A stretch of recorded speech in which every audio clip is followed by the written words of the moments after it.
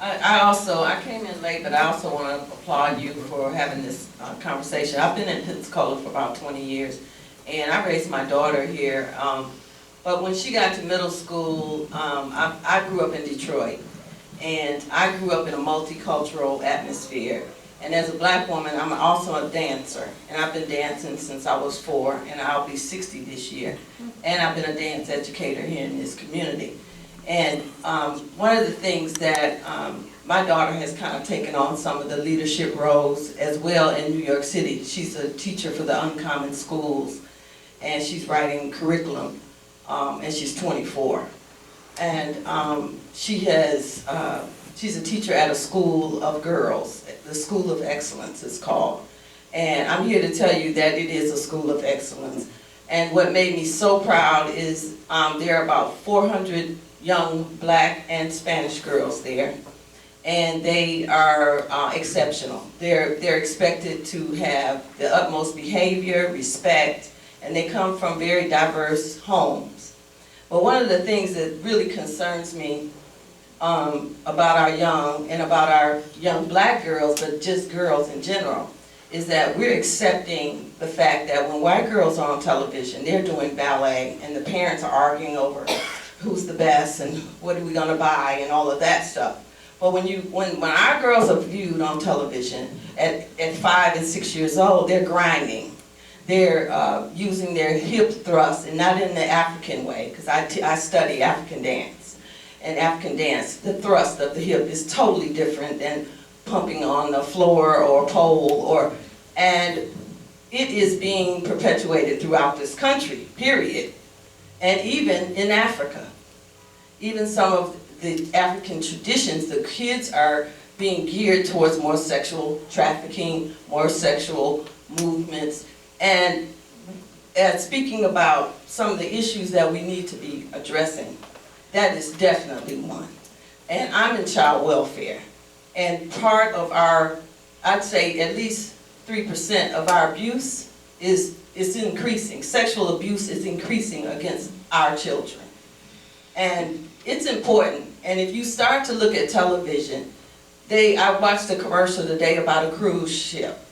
And there is a black man and white female and a white male and he has a white wife. When I studied dance in New York, a black male is accepted even if he's old. But a black female, could be twice as good as her counterparts, and she will be shunned, but they'll take a black male, and retrain him to fit in. So I see these patterns perpetuating in a lot of different systems, and I think that's something we need to address. It's certainly multi-layered, and I think you had a comment. Yeah, I have a comment.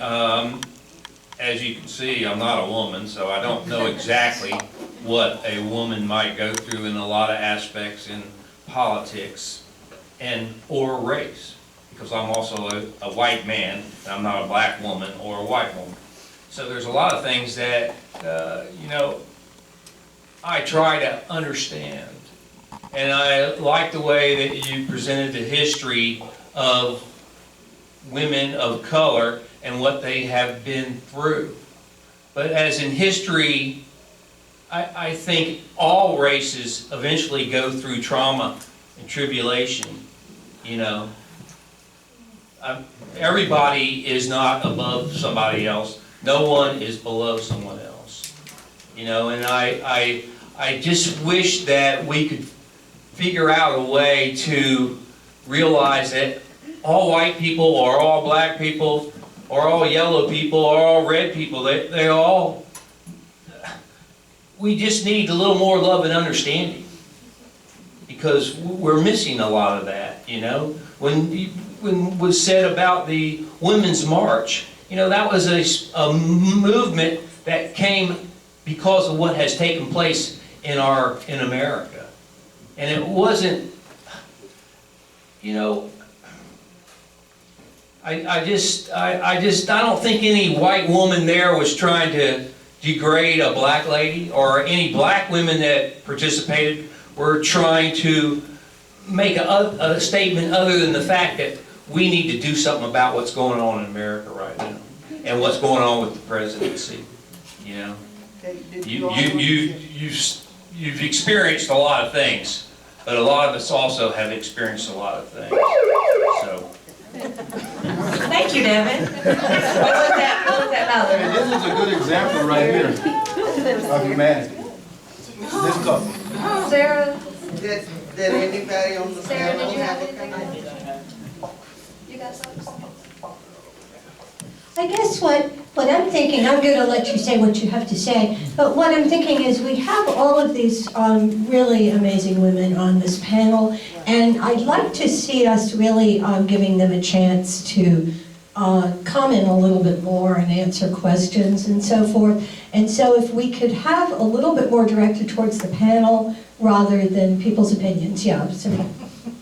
Well, I mean, I think that, me personally, I mean, I don't think Julie mentioned it in my introduction, but I'm actually, I have a double major in history and political science from Bucknell University.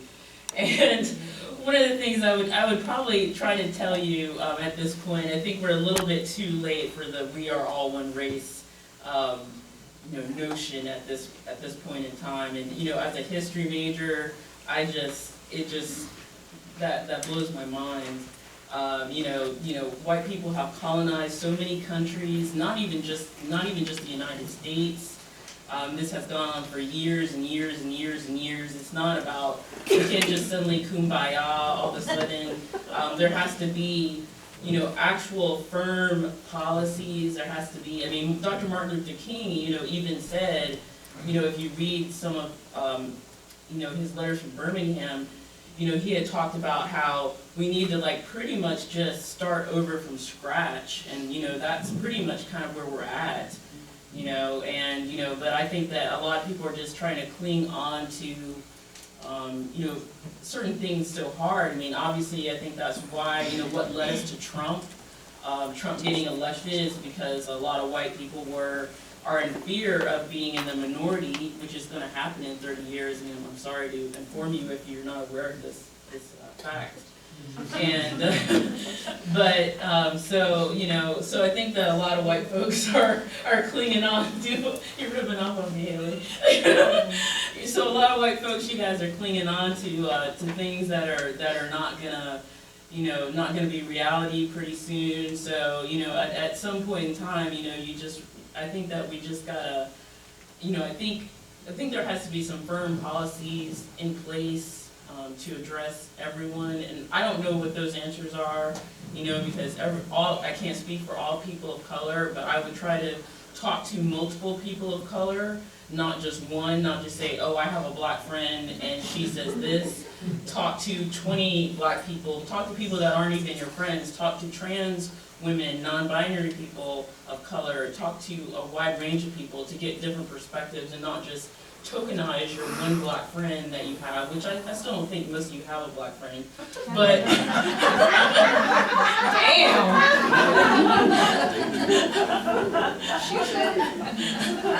Well, I mean, I don't know, but seriously, I mean, really try to actually be genuine in what you're trying to do and not be disingenuous. So that's all I can say. We have a question. I was kind of, before we lose it, I did want to talk about the sexy dancing thing for a second. Yeah, kind of back up. I'm a dancer too, and also I've been looking for some good classes in town, so we'll talk later.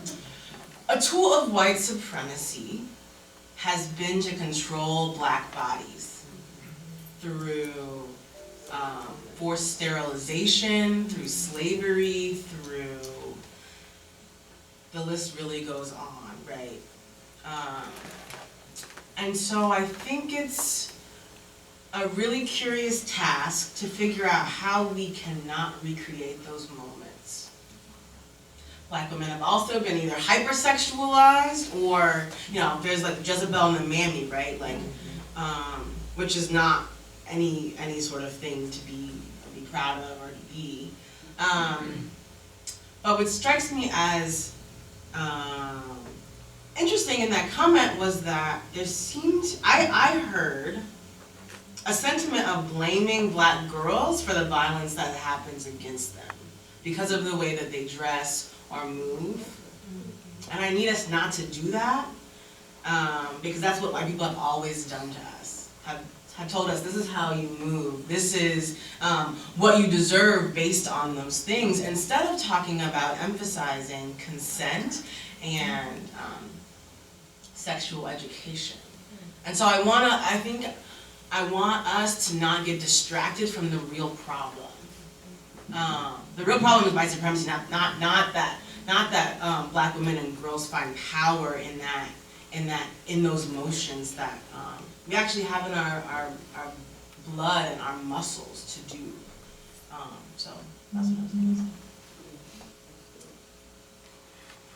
Good comment.